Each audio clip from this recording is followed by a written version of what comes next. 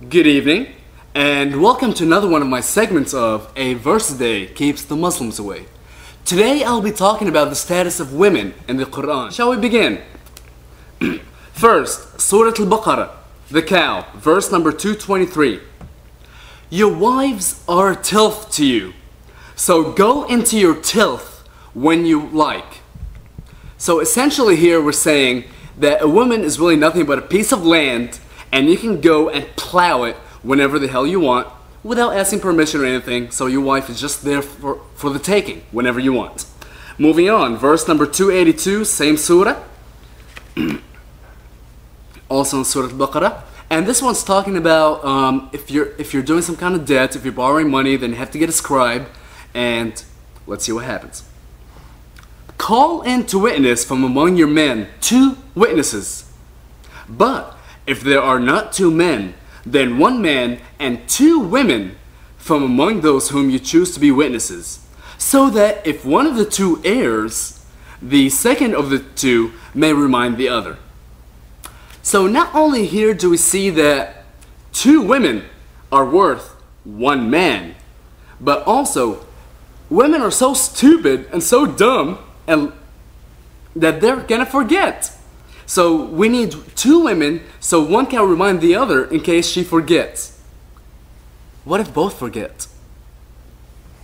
Moving on, Surah Al-Ma'idah, the food, verse number 6. I love this one.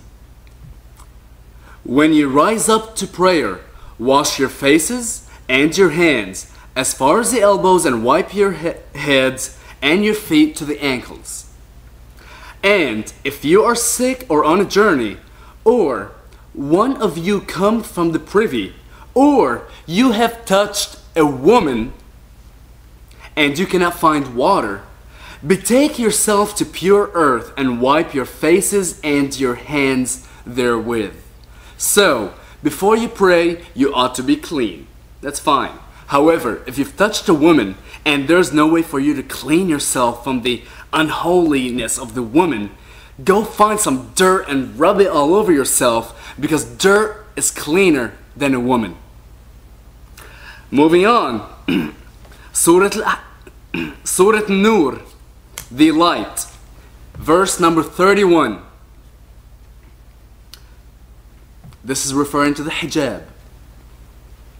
Let them wear their head coverings over their bosoms and not display their ornaments except to their husbands or their fathers or the fathers of their husbands or their sons or their sons of their husbands or their brothers or their brothers' sons or their sisters' sons or their women or those whom their right hand possesses, slaves, or the male servants not having the need of women. I'm not sure if those are castrated slaves or gay slaves. It doesn't really say. Just male servants not having a need of women. Or the children who have not attained knowledge of what is hidden of women. So essentially here, you're supposed to cover up except for close family members. And I know it kind of sounds weird talking about covering up your ornament, but I'm gonna have to be fair. An ornament here does not really talk about something that's hanging. It talks about something that leads grace or beauty. So essentially it is talking about covering up your beauty and your grace from strangers. Moving on, Surah Al-Ahzab, the allies, verse number 50. O Prophet, surely we have made lawful to you your wives whom you have given their dowries, and those whom your right hand possesses out of those whom Allah has given to you as prisoners of war. So, of the women who are lawful to Muhammad, the Prophet, to take, are his wives, to whom he has paid dowries, and to whom he is legally married, and all the female slaves that Allah has given him as prisoners of war. Moving on, verse number 51. You may put off whom you please of them, and you may take to you whom you please, and whom you desire. This is most proper. So Muhammad not only can take any of his wives, and any of his female servants, he's also offered any woman that he wants and anyone that he desires, as this is most proper.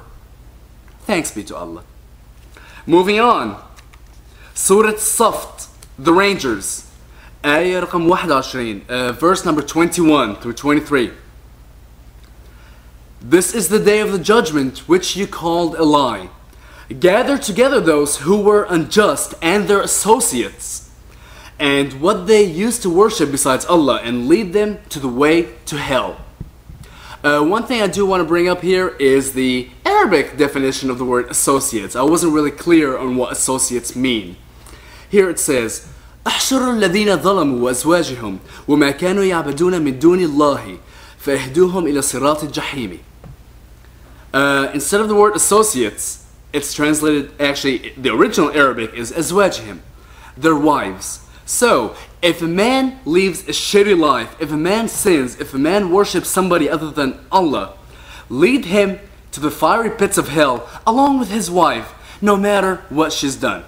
Because she's his wife, she's his tilth. Moving on, Surah Al-Talaq, the divorce, verse number 4.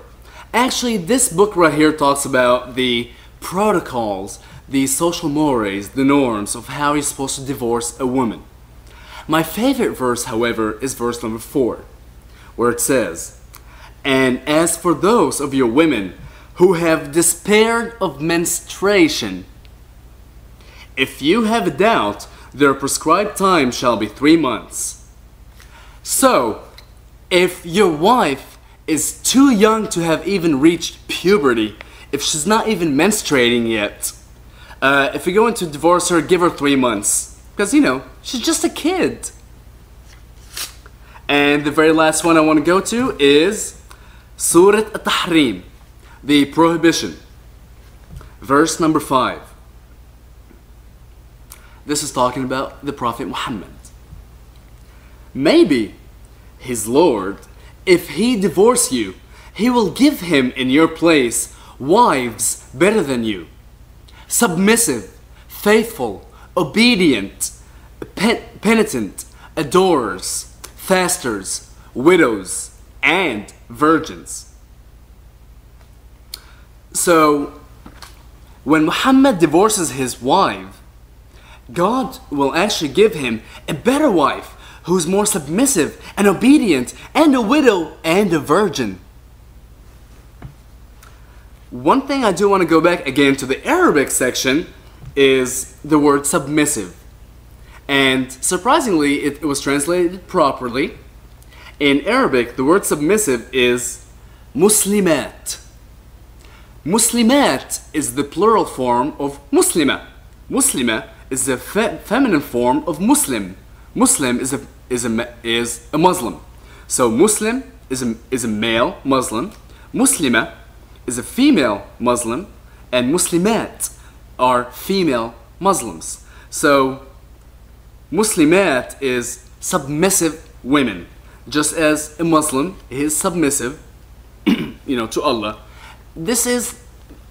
Don't confuse the word Islam with the word Salam. They have completely different roots. Actually, they probably come from the same trilateral root, Sin, Lam, Mim, Salama. However, one means peace, one means to submit. This Islam is a religion of submission.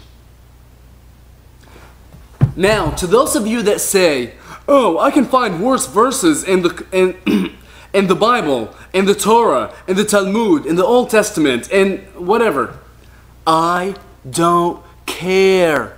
I don't care. I chose to find the verses in the Quran. If you can find worse verses in any of the other books I've mentioned, good for you. I actually don't give a fuck.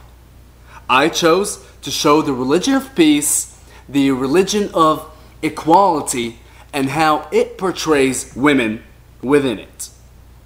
Thank you very much for joining, and you have a wonderful evening, and see you soon.